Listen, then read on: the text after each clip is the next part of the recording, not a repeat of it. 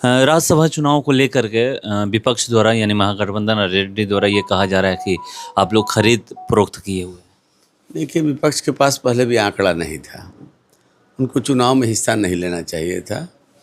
2014 के बाद बिहार में कभी भी राज्यसभा का चुनाव वोट के आधार पर नहीं हुआ, सब लोग निर्विरोध निर्वाचित होते रहे, क्योंकि पार्टियों ने अपने क्षमता का आकलन करके उम्मीदवार दिया। उस नाते महागठबंधन को उम्मीदवार नहीं देना था। 5 सीटें थी, 5 प्रत्याशी जीतते। जबरन चुनाव थोपा महागठबंधन ने, नतीजा वही हुआ जिसका अनुमान था। अब आपको किसने वोट दिया, वोट नहीं दिया, ये तो आपकी जवाबदेही है। हमारे पास इतना वोट था, 202 वोट एनडीए के पास था, सभी 202 वोट एनडीए के पक्ष में पड़ा। उनके पास तो 35 वोट था मात्र, तो उससे ज़्यादा वोट की कैसे उम्मीद कर रहे थे? 6 तो जोड़ लिए थे वो लोग। अब नहीं, ये तो बताएंगे ना। आपके पास तो 35 का आंकड़ा था, आपको चुनाव में नहीं आना चाहिए था। मेरे पास आपसे ज़्यादा ही आंकड़ा था, लेकिन आप जिस भरोसे पे आए थे वो भरोसा पूरा नहीं हुआ, तो हमारा क्या दोष है? अगर कांग्रेस पार्टी आपको समर्थन नहीं करना चाहती, उसके विधायक आपके समर्थन नहीं, हमको तो समर्थन नहीं किया है किसी ने। कांग्रेस पार्टी के विधायकों ने या आरजेडी के विधायकों ने एनडीए को तो समर्थन नहीं दिया है, उनको समर्थन नहीं दिया। वो जाने, उनका काम जाने। डर दिखा रहे हैं अब ये तो अब आप विधानसभा चुनाव के पहले AIMIM के 4 विधायक ओवैसी साहब की पार्टी को छोड़कर राष्ट्रीय जनता दल में चले गए थे। कैसे चले गए, इसका जवाब दें। तेलंगाना राष्ट्र समिति के कई विधायक कांग्रेस पार्टी में चले गए। वो क्या था? जब आरजेडी में कोई जाए, कांग्रेस में कोई जाए, तो आपके नीतियों से प्रभावित होकर जाता है, आपके नेतृत्व से प्रभावित के होकर जाता है। अगर मेरे साथ कोई आए तब तो हम मत लगाते हैं, और मेरे साथ तो कोई आया भी नहीं राज्यसभा चुनाव में। हमारे साथ तो वही लोग आए जो हमारे गठबंधन में थे। एक भी वोट सरप्लस नहीं है हमको एनडीए से बाहर का, तो फिर हम पर क्यों? देखिए, आप अपने कमियों को स्वीकारिए। अगर कोई आपको समर्थन नहीं दे रहा है तो आपकी कमजोरी है। समर्थन देने वाले लेने वाले समझे। इसमें एनडीए को नाहक घसीटना, अपने कमजोरियों को दर्शाना है।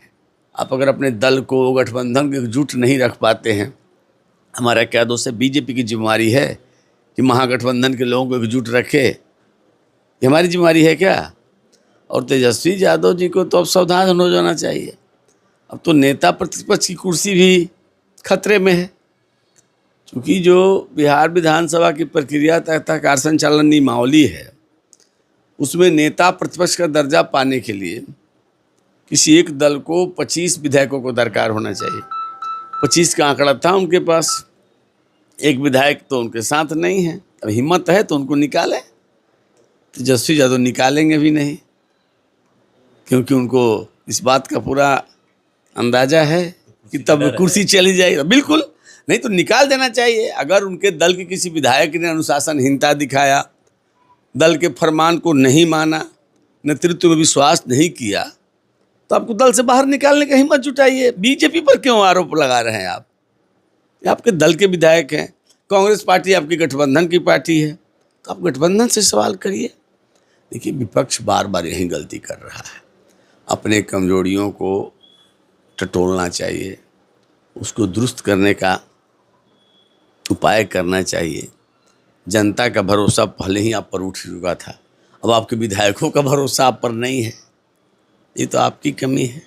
और बीजेपी पर आरोप लगा करके आप एक ही गलती को बार बार दोहरा रहे हैं। लोकसभा हार गए, ईवीएम गड़बड़ था, विधानसभा हार गई, SIR के चलते हार गए, इस बार हार गए तो इन लोगों ने हरवा दिया। विधानसभा में 10,000 रुपये का भी आरोप लगा। तो यही नहीं कह रहे हैं कि बार बार आप गलती कर रहे हैं और बार बार जनता आपको जवाब दे रही है।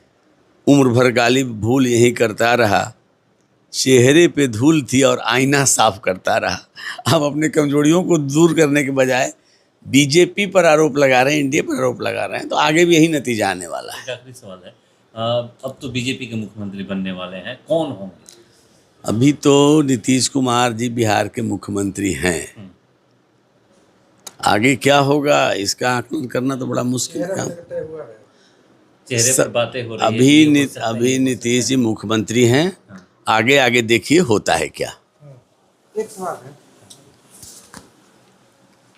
सवाल है कि जो अंचल अधिकारी है, कर्मचारी है, काफी समय से हड़ताल पे है, काम नहीं हो पा रहा है। नहीं, उसमें जो विभागीय मंत्री हैं उन्होंने सबसे अपील किया है कि सब लोग काम पे लौटिए, काम को बाधित नहीं करिए। मुझे लगता है कोई रास्ता निकल जाएगा।